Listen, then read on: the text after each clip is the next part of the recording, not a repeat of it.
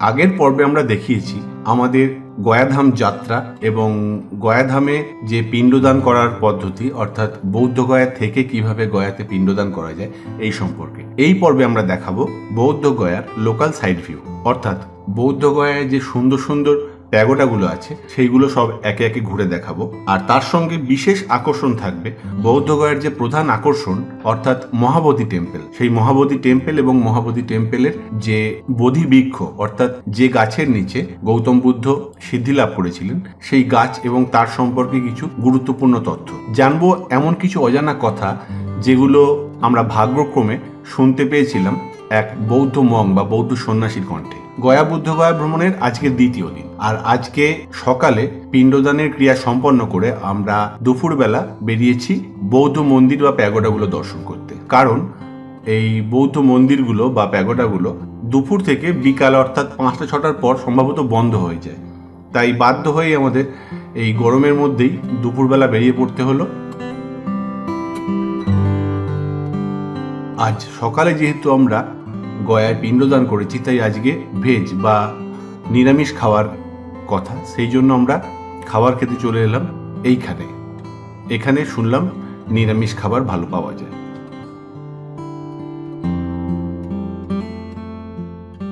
এইবার আমরা একে একে সব টেম্পলগুলো ঘুরে নেব।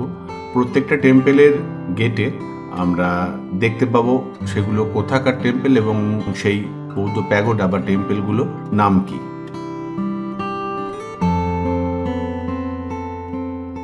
খুব সুন্দর টেম্পল।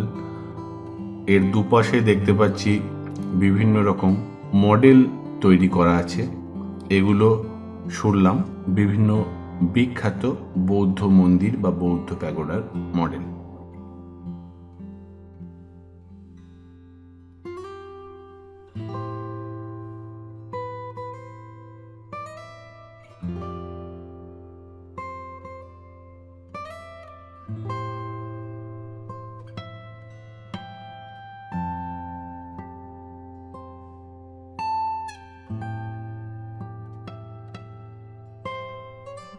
স্বভাবতই বলে দিই, এই মন্দিরের কারুকার্য খুবই সুন্দর, কিন্তু কোনটাকে কি বলে আমি ঠিক জানি না, তাই শুধু দেখতে থাকুন।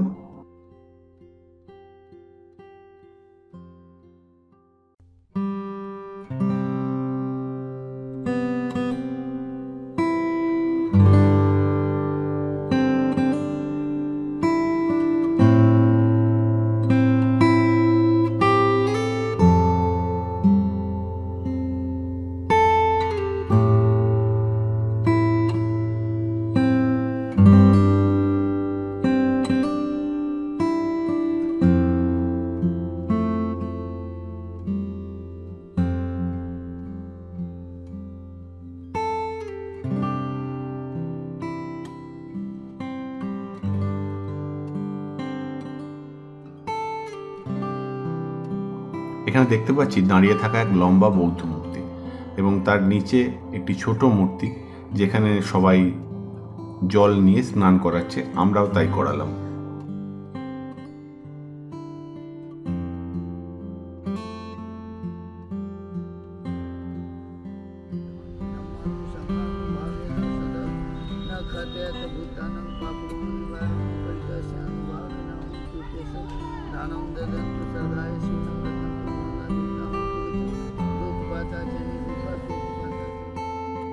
এর পরের টেম্পল কর্মা টেম্পল।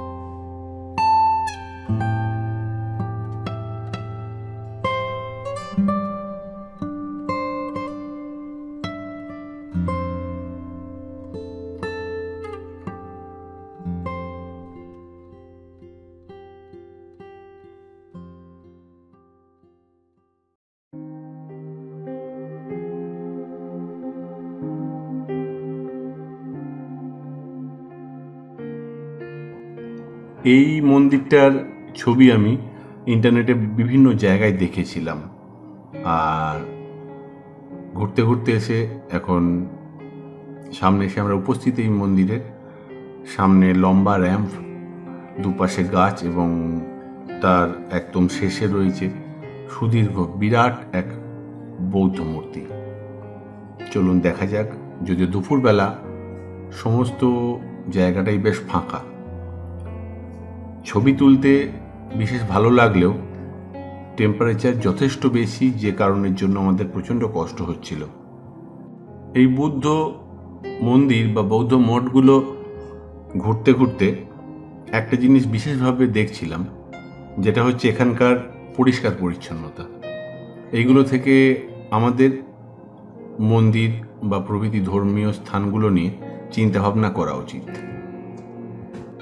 প্রচণ্ড গরম হওয়ার জন্য অনেকেই একটু দূর থেকে এই মূর্তি দেখে চলে যাচ্ছে, কিন্তু ছবি তোলার দায় বা ছবি তোলার জন্যই হোক আর যে কোনো কারণেই হোক, গরমের মধ্যেও সেই মন্দিরের একদম সামনে দাঁড়ালাম। পাথরগুলো যথেষ্ট গরম।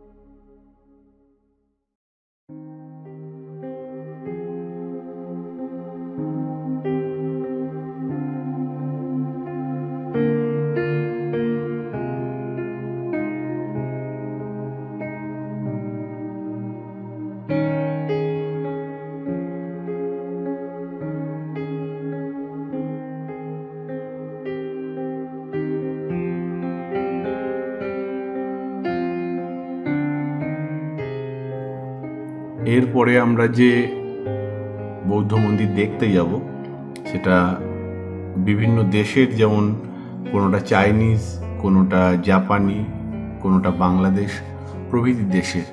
তো বৌদ্ধ সংস্কৃতির সঙ্গে সঙ্গে সেই প্যাগোডাগুলোতে সেই দেশেরও কিছুটা সংস্কৃতির ছাপ দেখতে পাওয়া যায়।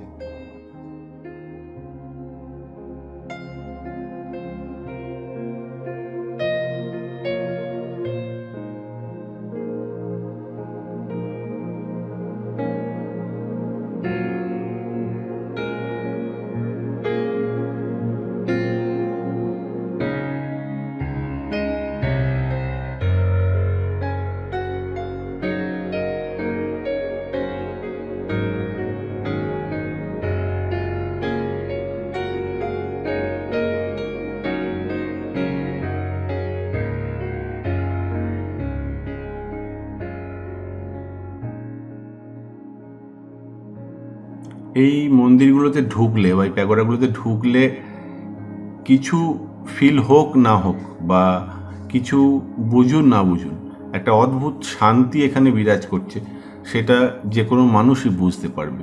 বিশেষ করে আমরা এটা আরও উপলব্ধি করছিলাম কারণ দর্শনার্থীদের ভিড় একেবারেই ছিল না।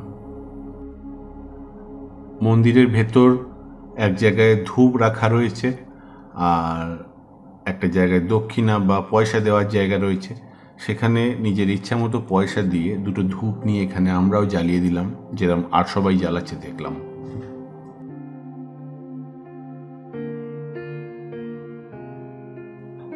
আবার এসে উপস্থিত আর এক সুন্দর প্যাগোডার সামনে।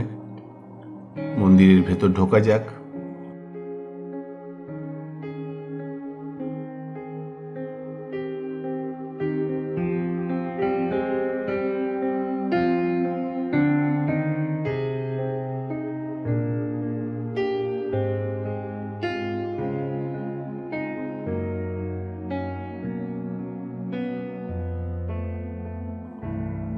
আচ্ছা, মন্দিরের ভেতর ঢুকে আমরা যে মূর্তি দেখতে পাচ্ছি, সেই মূর্তি এবং চারিপাশে যে বৌদ্ধ সংস্কৃতিতে সাজসজ্জা রয়েছে তার মধ্যে যখন গ্যাংটক গেছিলাম তখন দু একটা বড় বৌদ্ধ টেম্পলের মধ্যে দেখেছিলাম যে মূর্তির সামনে কোল্ড ড্রিঙ্কস জাতীয় বোতল টোতল রাখা রয়েছে, স্প্রাইট, কোকোকোলা প্রভৃতি। এখানেও তাই দেখতে পেলাম। তো এটা কেন রাখা হয় আমার জানা নেই, আপনারা যদি কেউ জানেন তাহলে কমেন্ট বক্সে লিখে জানাবেন। এটা বাংলাদেশের বৌদ্ধ মঠ।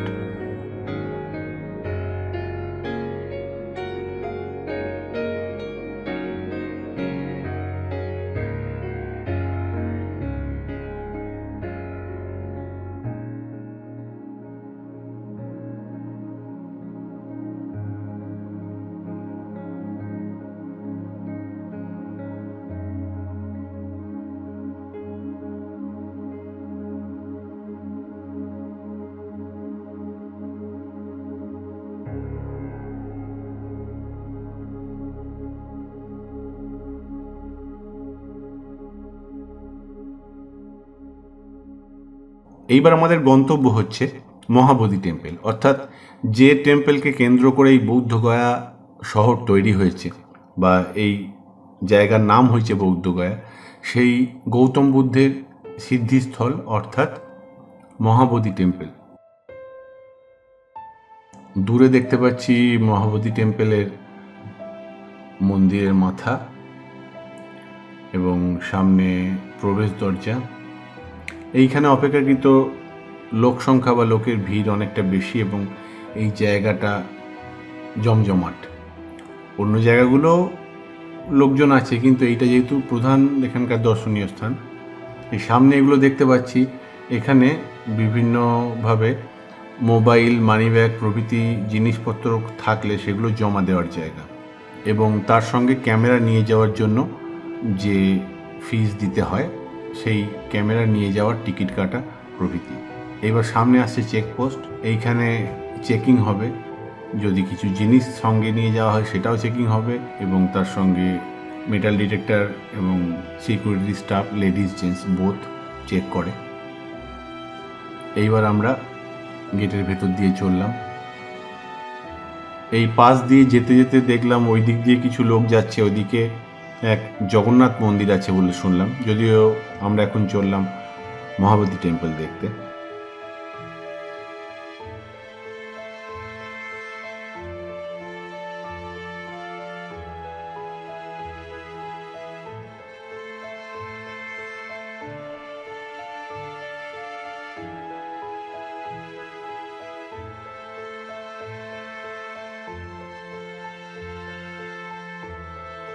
সামনে দেখতে পাচ্ছি আবার একটা চেকপোস্ট, সেইটা পেরিয়ে গিয়ে মেন মন্দিরের দরজার সামনে।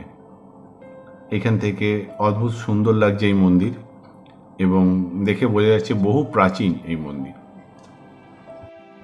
তবে পাথরগুলো প্রচণ্ড গরম, যেখানে ম্যাট পাতা আছে সেখানে পা দিয়ে শান্তি, তা ছাড়া অন্যান্য জায়গায় পা দেওয়া যাচ্ছে না গরমের চোটে। আর এই গরমের মধ্যে জল খেতে খেতে কোনো রকম খাওয়া দাওয়ার পরই বেরিয়েছি। যদি ওই মহাবোধি টেম্পলের ভেতরে পুরোপুরি এসি, এবং এসি ছাড়াও এইসব মন্দিরগুলোর ভেতর প্রচণ্ড ঠান্ডা।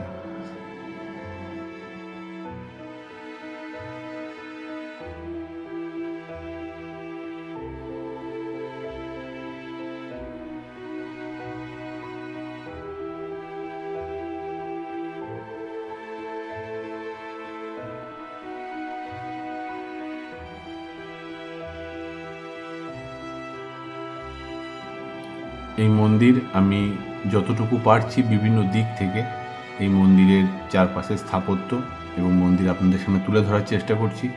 দেখুন, এবং এই মন্দির সম্পর্কে কবে তৈরি হয়েছিল, কে তৈরি করেছিল প্রভৃতি সমস্ত এরপরেই এক বৌদ্ধ মঙের বক্তব্যে সব বলবো, তাই এক কথা দুবার আর বলছি না। আমরা প্রবেশ করছি এখন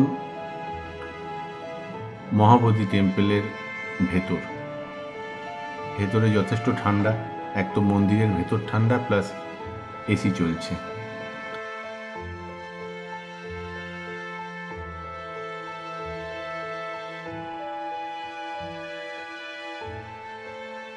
ভেতরে দেখতে পাচ্ছি বহু মানুষ বসে উপাসনা করছে।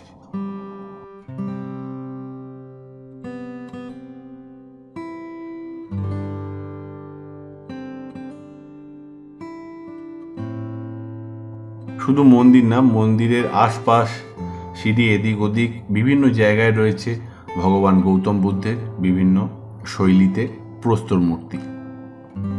এগুলো দেখতে দেখতে আমরা এগিয়ে চললাম সেই মহাবোধি টেম্পল এবং টেম্পলের পাশে যে বিরাট অশ্বত্থ গাছ, যে গাছের নিচে ভগবান গৌতম বুদ্ধ সিদ্ধিলাভ করেছিলেন, সেই বোধি বৃক্ষ দর্শনে।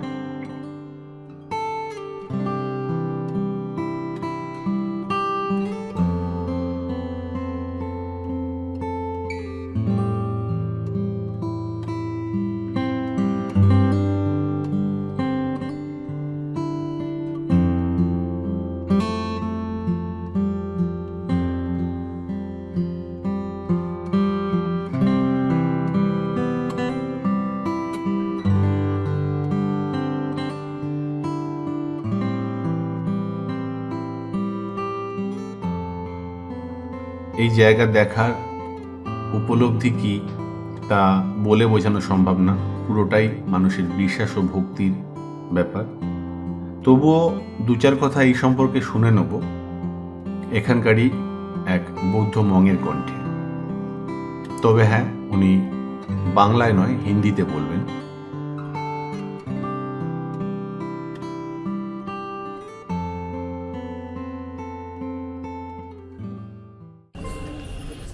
अंदर में जो गोल्डन छावनी देख रहे हैं, उसी के नीचे का स्थान को वज्रासन कहा जाता है। वज्रासन के मतलब अटल निर्णय। कभी कभी देखते हैं घर में बच्चा डिमांड करता है, ये चाहिए ये चाहिए, लाओ किसको मिठाई दे रहे, खिलौना दे रहे, लेकिन उसी तरह से निर्णय लेकर लक्ष्य बनाकर मेडिटेशन में लीन हो गया। यही जगह पर सिद्धि 1 वीक के अंदर उन पर शारीरिक और मानसिक जबरदस्त हमला हुआ। चूँकि उस समय ये फॉरेस्ट में अनेक तरह का हिंसक पशु, साथ में शायद आप देवदत्त के नाम जानते होंगे। यही तक नहीं, उनकी मेडिटेशन को भंग करने के लिए नर्तकी तक। लेकिन इनका प्रखर 1 सप्ताह के अंदर ज्ञान की प्राप्ति, ज्ञान मिले। हाँ, एक सप्ताह भगवान भी बहुत प्रसन्न हुए कि मैं ज्ञान को अब मैं क्या करूं। ज्ञान बहुत डीपली ज्ञान था, चूंकि ये राजा का लड़का, पठन पाठन के लिए कोई कमी। यही तक नहीं, 29 वर्ष की अवस्था में जब गिरी त्याग किए, ज्ञान की सर्च में राजगिरी आई। 4 गुरु के आश्रम में गए, अलार कलाम, भृंग ऋषि, सांख ऋषि, रामपुर सुधक के आश्रम में गए। गुरु है जो एक फार्मूला से बता रहे हैं, सिद्धार्थ 4 फार्मूला से हल कर रहे हैं। ये बता रहे हैं कि इसके आगे बताइए। चारों गुरु एक एक करके हाथ जोड़ दिया कि इससे आगे हम नहीं बता सकते। ऐसे थे। यहाँ पर जब ज्ञान मिला, बहुत डीपली ज्ञान मिला। देखे किनको दे ज्ञान, या एकांत जंगल में जाकर मैं मेडिटेशन करूँ, फिर थिंकिंग करते कि नहीं, ज्ञान को डिस्प्यूट करने में ही पुण्य है।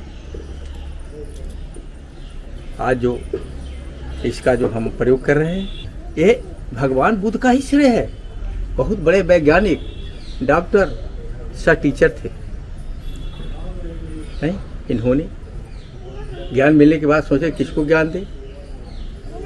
चरवाहे को अगर हम कलम दे देंगे दुरुपयोग हुआ, सदुपयोग होगा। तो तब यहाँ से देखें कि चारों गुरु ज्ञानी हैं, अगर उनको ज्ञान देंगे, ग्रहण करने लायक है, तो पता चला कि चारों यहाँ से दुनिया से गुजर गए। तब यहाँ से निरंजना नदी के तट पर सुजाता के हाथ से जब पायस खाए, तब उनको अनुभव हुआ कि तपस्या से कुछ मिलने वाला नहीं है। क्योंकि हिंदू धर्म से पहले बिलोंग करते थे, सब विदित है कि हिमालय की तराई में बड़े बड़े ऋषि मुनि तपस्या से उनको ज्ञान मिला। उसी तरह से ये भी निरंजना नदी के तट पर तपस्या करना शुरू कर दिया। 6 साल तक सारा शरीर कंकाल हो गया, कुछ नहीं मिला। सुजाता के हाथ से जब पायस खाएं तब अनुभव हुआ कि नहीं, तपस्या से कुछ मिलने वाला नहीं है, मिल सकता है तो योगा के जरिए यानी मेडिटेशन के जरिए। तब यहाँ पर आए, मेडिटेशन के जरिए हम आप लोग को ये प्रश्न करें कि अगर आप लोग को हम 5 दिन खाना पीना बंद कर देंगे तो आप लोग का शारीरिक और मानसिक मजबूत होगा कि कमज़ोर होगा? कमज़ोर होगा। हम जो आपको कुछ बताएंगे तो सुहाएगा, ग्रहण करेंगे नहीं तो भगवान बुद्ध सारी मार्ग अपने शरीर पर प्रैक्टिकल करके सिद्ध किए। तब आज हमारे देश के प्रधानमंत्री तो रोज इसमें हर तरह के अनाउंस हो रहा है कि योगा दिवस 21 तारीख को मनाया गया। तो ये नई बात नहीं, बहुत पुरानी बात है। भगवान बुद्ध का ही श्रेय है। यही तक नहीं, बहुत बड़े डॉक्टर थे, बिना कैंची छुड़ा के ऑपरेशन करते थे। आप अंगुलीमाल डाकू के तो नाम जानते होंगे। उनको पकड़ने के लिए उनके क्षेत्र के राजा था, राजा प्रसेनजीत, लाखों लाख सेना लगा दिया, लेकिन एक बुद्ध जब उनके निकट पहुंचे तो अंगुलीमाल डाकू उनको देखकर बड़ा पसंद हो गया कि आज मेरा मन्नत, चूंकि 999 को कत्ल कर चुका था, एक ही बाकी था, तलवार लेकर दौड़ा। भगवान बुद्ध बताएं कि अंगुलीमाल डाकू, तुम अपने तलवार को पत्थर पर धार को तेज कर लो, कहीं मिस न कर जाए। इतना सुनते अंगुलीमाल डाकू अवाक रह गए कि कैसे पुरुष है जो आंखें चार बात कर रहा है। लोग मेरा नाम सुनते ही अचेत हो जाता था। तो उनका हाथ से तलवार,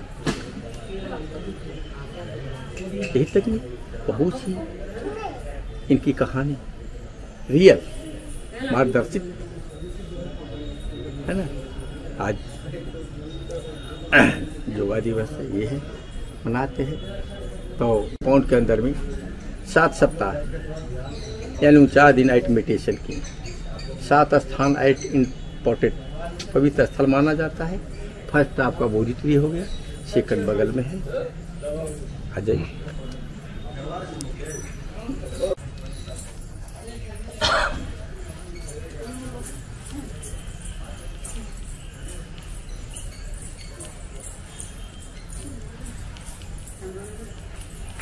प्राप्ति के बाद भगवान बुद्ध सेकंड भी ऊपर देखिएगा, स्मॉल टेम्पल है, उस कॉर्नर से भगवान बुद्ध खड़े होकर आप पलक दृष्टि से विदाउट प्लकिंग ई ट्री को देखते रहे 1 वीक और ट्री के प्रति थिंकिंग किए।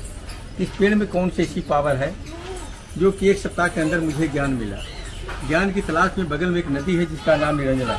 वहाँ 6 साल तक कठोर तपस्या किया, सारा शरीर कंकाल हो गया, इसलिए उनको गुरु मानकर वहाँ से सैकड़ों बार नमस्कार किया। थर्ड वीक हेयर, ये देख रहे हैं लंबी कतार में, यहाँ पर भगवान बुद्ध वॉकिंग मेडिटेशन किए, अप एंड डाउन 1 वीक। जो जो अपना पद ग्रो करते थे, लोटस फ्लावर आपको से जाता था, कमल का फूल ब्लू। आप सम्राट अशोक के तो नाम आज से 2300 वर्ष पूर्व सम्राट अशोक ने कल्पना करके यह स्टोन का लोटस स्टैचू का निर्माण करवाया ताकि फ्यूचर में लोग इसका स्टडी करें। लेकिन हमारे देश पर अनेक राजाओं का आक्रमण हुआ, अकबर, बाबर, हुमायूं। उसी दरमियान मोहम्मद बख्तियार खिलजी का आगमन हुआ। खिलजी ने ऑल इंडिया बुद्ध विहार को खंडित, नालंदा विश्वविद्यालय की लाइब्रेरी में आग लगा दी। ये सब देखिए, मंदिर के गुंबज को भी नष्ट किया। अरे तक नहीं, वो सफेद देख रहे हैं 15 फीट हाई तक, टेम्पल अराउंड चारों ओर मिट्टी से इसको भरवा दिया था, बर्जासन को भी ढक दिया था। लेकिन सन 1880 में ब्रिटिश गवर्नमेंट लॉर्ड कर्मिंघम जब यहाँ पर आए तो बुद्ध का अशोक का हिस्ट्री स्टडी किए थे। यहाँ से देखें कि टेम्पल बिहाइंड एक बोधि ट्री था जहाँ पर सिद्धार्थ गौतम को पुण्य लाभ मिला था। पेड़ नहीं है, पेड़ भी गायब। तब उन्होंने श्रीलंका से 2 रूट मंगाए, एक उसी जगह पर पुनर्जीवित किए और एक सारनाथ में लगवाए और इसकी खुदाई करवाई। खुदाई करवाने के दरमियान बर्जासन निकला। ये दोबारा नहीं, बहुत विचित्र इसका स्टोरी है। आप लोग के पास टाइम है तो हम आप लोग सम्राट अशोक के तो नाम सुना। उनके रीजन में कालिंग युद्ध हुआ। कालिंग युद्ध के उपरांत मार काट खून खराबा, खून की नदियां बह गई। राजा अशोक ने जब वो दृश्य को देखी उनका दिल गर्वित हो गया। उन्होंने अपना आर्म्स और युद्ध न करने का निर्णय किया। उन्होंने धर्मांतर कर लिए, यानी बौद्ध धर्म स्वीकार। बौद्ध धर्म अहिंसा प्रमुख धर्म माना जाता है। राजा अशोक ने अपने रीजन में 84,000 बौद्ध स्तूप का निर्माण, जगह जगह पर अशोक स्तंभ का निर्माण करवाए, यानी बुद्ध के प्रति पक गए, लीन हो गए। ये राजा थे, उनकी पत्नी रानी थी। हर पत्नी को पति के ऊपर विशेष श्रद्धा होता है, प्रेम होता है, आसक्ति होता है और पावर भी होता है। उनकी पत्नी ने सोची कि मेरा पति अशोक बुद्ध के प्रति चिपक गई, कहीं ऐसा न हो कि सिद्धार्थ गौतम की तरह ये भी कहीं गृह त्याग न कर दे या संन्यास न बन जाए। उनको दिल में दुख हो गया होगा ना। उन्होंने अपना सैनिक को सज धज के लाई और जो ओरिजिनल ट्री था उसको कटिंग करवा दी। अब ब्रांच को ने फेंका दिया, लेकिन कुछ दिन के बाद फिर जड़ से कोपल निकला।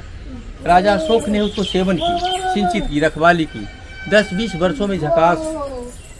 इसके बाद बंगाल का एक राजा था जिसका नाम शशांक हिस्ट्री पढ़े होंगे। शशांक ने ऑल इंडिया बुद्ध विहार को खंडित करवा दिया। बुद्ध विहार को ही नहीं, सेकंड जो बोधि ट्री तैयार हुआ उसको भी कटिंग कर, रूट को भी निकाल लिया, जड़ को भी, और उसको जलाकर राख कर दिया ताकि इसका कोई बुनियाद न रहे। सारा विश्व में, सारा वर्ल्ड में शोक हो गया कि इंडिया का होली ट्री, पवित्र पेड़ खात्मा हो गया। क्या होगा, थिंकिंग का विषय हो गया। लेकिन चाइना का ह्यूनसांग नाम का व्यक्ति इंडिया आया था और फाहियान ह्यूनसांग ने अपने लेख में वर्णन कर दिया था कि मगध सम्राट अशोक अपने पुत्र और पुत्री को, संघमित्रा और महेंद्र को ओरिजिनल ट्री का एक ब्रांच हाथ में देकर श्रीलंका भेज दिया था धर्म प्रचार करने के लिए, और वहाँ राधापुरम में कलम लगा दिया। ये लेख को चाइना वाला लोगों ने स्टडी किया, पढ़ा, दर्ज हुआ कि नहीं उसका ब्लड अभी एट प्रेजेंट है। तो चाइना वाला लोग श्रीलंका जाकर वहाँ से एक रूट लाकर जड़ उसी जगह पर पुनर्जीवित किया। ये भी पेड़ 200-300 वर्ष खूब हरा भरा झकास रहा, लेकिन प्राकृतिक आपदा के कारण कुछ महीना पहले आंधी पानी आ गई, उसी तरह का जड़ सहित उन्मूलन हो गया। यानी विदाउट ट्री यहाँ पर हजारों वर्ष पड़ा रहा, कोई देखने वाला नहीं, कोई दीपक जलाने वाला नहीं, चूँकि 12वीं शताब्दी के बाद इंडिया में बौद्ध धर्म का पतन हो गया। ब्रिटिश गवर्नमेंट लॉर्ड कर्विंघम जब यहाँ पर आए तो उन्होंने बुद्ध का व अशोक का हिस्ट्री स्टडी किए थे। इसी कॉर्नर से देखे कि टेम्पल बिहाइंड एक बोधि ट्री था जहाँ पर सिद्धार्थ गौतम को पुण्य लाभ मिला था, पेड़ नहीं है। तो उन्होंने भी श्रीलंका से 2 रूट मंगाए, एक यहाँ एक सारनाथ लगवाए। आज इसको जो मोहम्मद बख्तियार खिलजी भरवा दिया था, इसको खुदाई करवाए।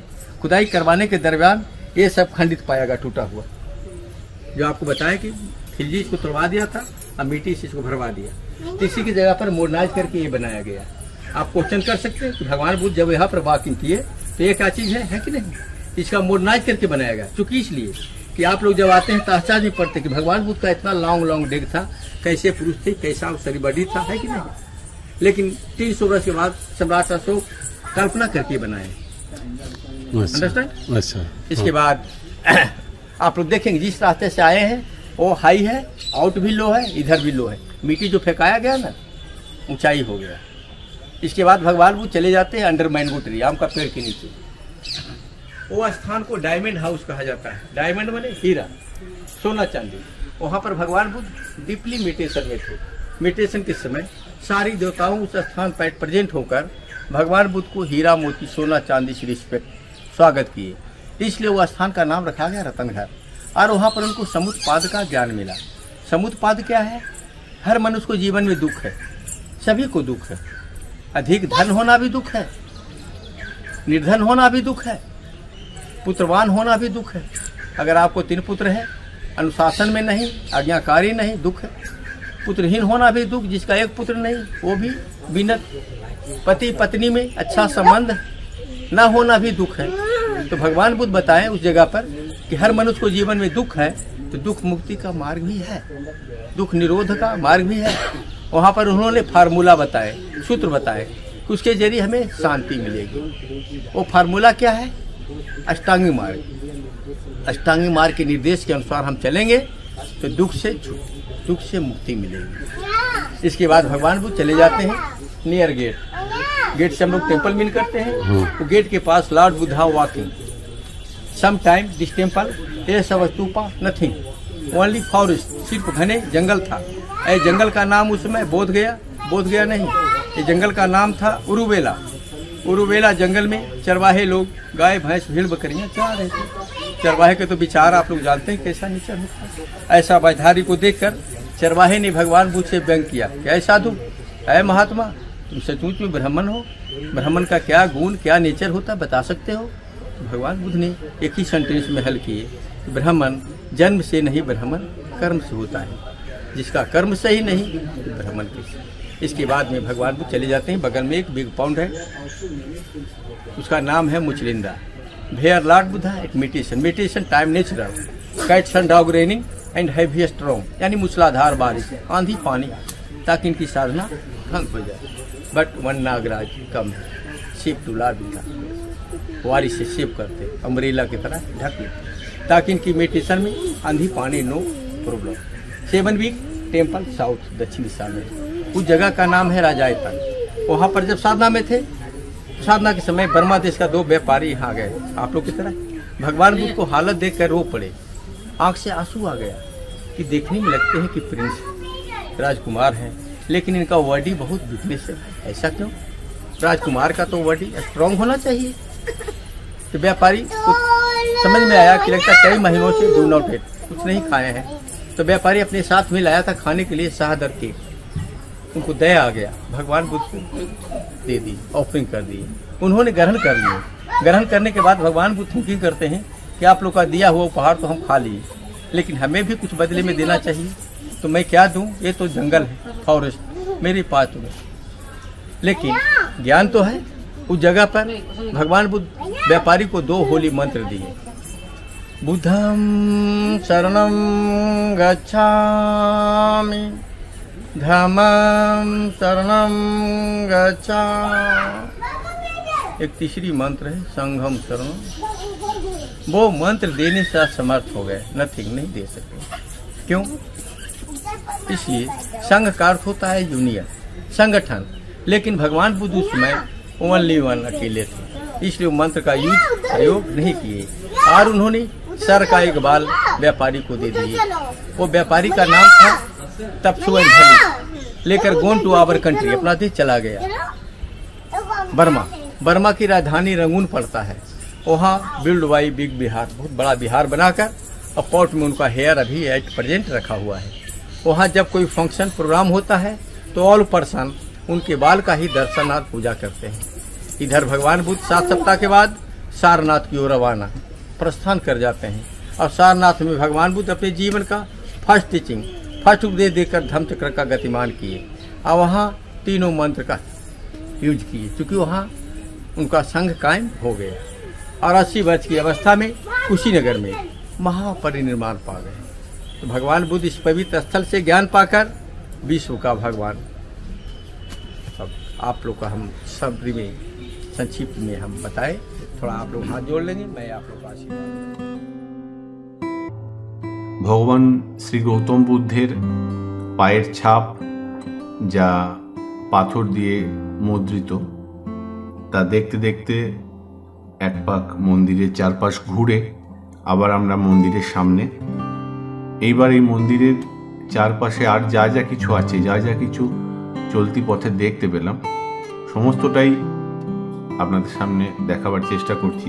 যদিও সমস্ত কিছু সম্পর্কে বিস্তারিত আমি নিজেও জানি না বা বলা সম্ভব হচ্ছে না, কিন্তু যা যা দেখতে পাচ্ছি আপনাদের দেখাচ্ছি।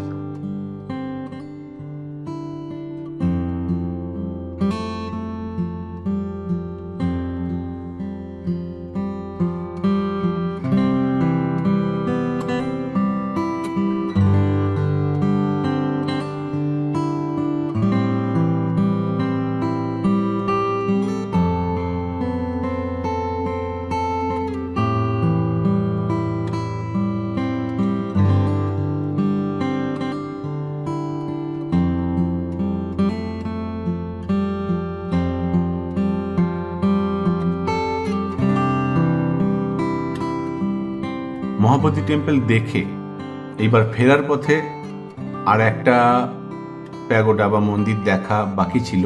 সেটা হচ্ছে আমাদের হোটেলের কাছেই এই বৌদ্ধ টেম্পলটা। এই মন্দির এক ঝলক দেখে নিয়ে এইবার রাতে হোটেলে খাওয়া দাওয়া আর রাতটা কাটিয়ে আমরা আবার রওনা দেবো সকালবেলা বাড়ির উদ্দেশ্যে। আমাদের এই সমগ্র গয়া বৌদ্ধগয়া ভ্রমণ আপনাদের কেমন লাগলো, এখান থেকে কিছু ইনফরমেশন আপনাদের দিতে পারলাম কিনা এবং ভালো লাগলে কিছু ইনফরমেশন আপনাদের দিতে পারলাম কিনা জানাবেন। আমাদের চ্যানেলে নতুন থাকলে আমাদের সঙ্গে ঘোরাঘুরির ভিডিওতে সামিল হতে বা আমাদের সঙ্গে থাকতে আমাদের চ্যানেল সাবস্ক্রাইব করবেন, আর যদি ভালো লাগে একটা লাইক দিতে অবশ্যই ভুলবেন না। ধন্যবাদ।